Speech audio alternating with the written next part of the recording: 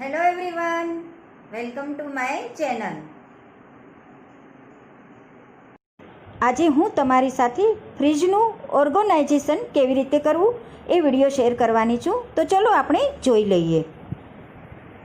આ છે મારું વર્લપૂલનું ફ્રીજ અને 310 લીટર એની કેપેસિટી છે અને એને 10 થી 11 વર્ષ થયા છે. છતાં પણ ફ્રીજ તમને નવું જ દેખાય છે ને. તો ફ્રીજની સાચવણી કેવી રીતે કરવી અને ફ્રીજનું ઓર્ગેનાઇઝેશન કેવી રીતે કરવું એ હું તમારી સાથે આ વિડીયોમાં શેર કરીશ. તો ચલો જોઈએ. આ છે ફાસ્ટ સ્ટીલનું ખાનું. એમાં બધી હું રૂટિનની વસ્તુઓ રાખું છું, જેમ કે વર્મીસીલી છે, કેસર છે, બીજા જે આપણે વધારાના મસાલો સ્ટોર કરીએ છીએ એ છે. તો આવી રીતે હું વસ્તુને સ્ટોર કરું છું. આ છે નીચેનો કમ્પાર્ટમેન્ટ. એમાં છે હું મલાઈ રાખું છું,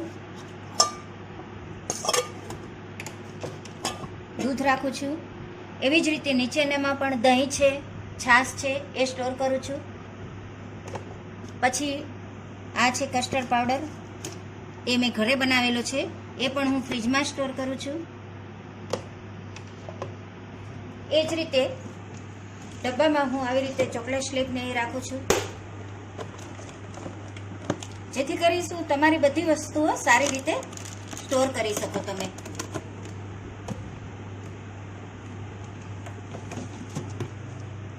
હવે આમાં છે થોડા અથાણા, જેમાં મેં ઘરે જ બનાવેલા છે.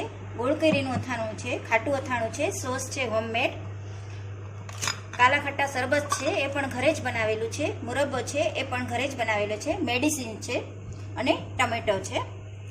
એ જ રીતે શાકભાજીમાં હું બધી જ વસ્તુ આવી રીતે શાક ભરીને રાખું છું, જેથી કરી જે શાકમાં મોઇશ્ચર હોય એ કોટનની બેગમાં રાખવાથી એ તરત જ શોષાઈ જાય. એ રીતે કોટનની બેગમાં ભરું છું. લીંબુ છે એ આવી રીતે હું ડબ્બામાં ભરું છું, જેથી કરી તમારા લીંબુ 12 માસ સારા રહે.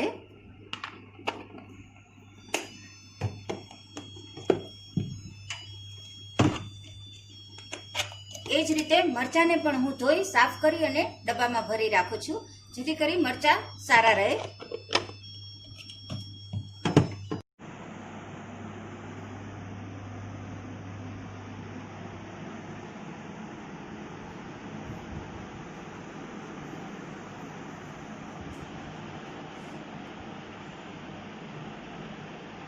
આ છે ડોર. ડોરના પાર્ટમાં હું આવી રીતે લવિંગ છે એ સ્ટોર કરું છું બોટલમાં. મરી છે એ બધું આવી રીતે હું સ્ટોર કરીને રાખું છું. નીચેના પાર્ટમાં હું આવી રીતે તકમરિયા છે, મસાલો છે એ બધું હું સ્ટોર કરીને રાખું છું. જેલી છે એટલે તમને જ્યારે જરૂર પડે ત્યારે તમે લઈ શકો. અને ફ્રીજ હું દર 15 દિવસે સાફ કરું છું. આ છે મગજતરીના બી. આવી રીતે હું બધું સ્ટોર કરું છું. અત્યારે અમે પાણી ઠંડુ યુઝ નથી કરતા, એટલે બોટલ ખાલી જ છે.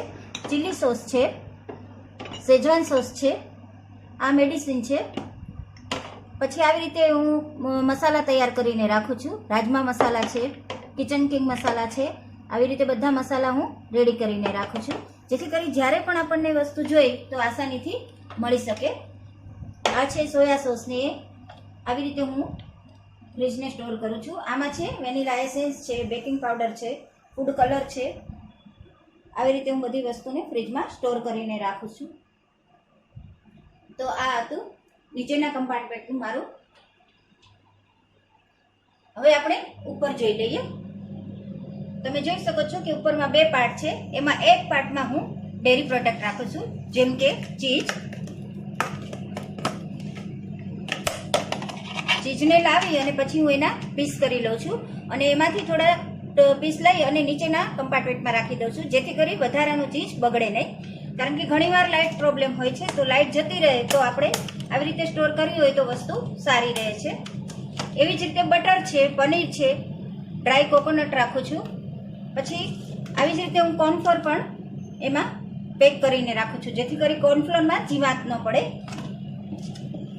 પછી છે CMS પાવડર. એને પણ હું પેક કરીને જ રાખું છું, જે આઈસ્ક્રીમ બનાવવામાં યુઝ કરવામાં આવે છે. તો આવી રીતે હું મારા ફ્રીજની સાચવણી કરું છું. તમે જોઈ શકો છો કે 11 વર્ષ થયા છે, પણ ફ્રીજ મારો એકદમ નવા જેવું જ લાગે છે ને. હું હું એને દર 15 દિવસે સાફ કરું છું. હવે આ બાજુ છે એમાં હું ગંઠોડા પાવડર છે, સૂંઠ પાવડર છે, થોડી એલાયચી છે, એ બધું હું આ સાઈડ સાચવીને રાખું છું. આવી રીતે તજનો પાવડર છે એ પણ હું આવી રીતે સ્ટોર કરું છું. તો બસ હું બહુ વધારે પડતી સામગ્રી અંદર ફ્રીજમાં સ્ટોર કરતી નથી, જેથી કરી ફ્રીજની થોડું આવડતા ઓછી થઈ જાય. એટલા માટે હું જે મને લિમિટેડ વસ્તુ જોઈએ છે એ જ વસ્તુ સ્ટોર કરું છું. ફ્રેન્ડ્સ, જો તમને જો મારો આ વિડીયો પસંદ આવ્યો હોય તો જરૂરથી એક લાઈક આપજો અને મારી ચેનલમાં નવા હોય તો સબસ્ક્રાઇબ કરવાનું ના ભૂલશો. હવે હું તમને મળીશ એક નવા વિડીયોની સાથે. Bye bye.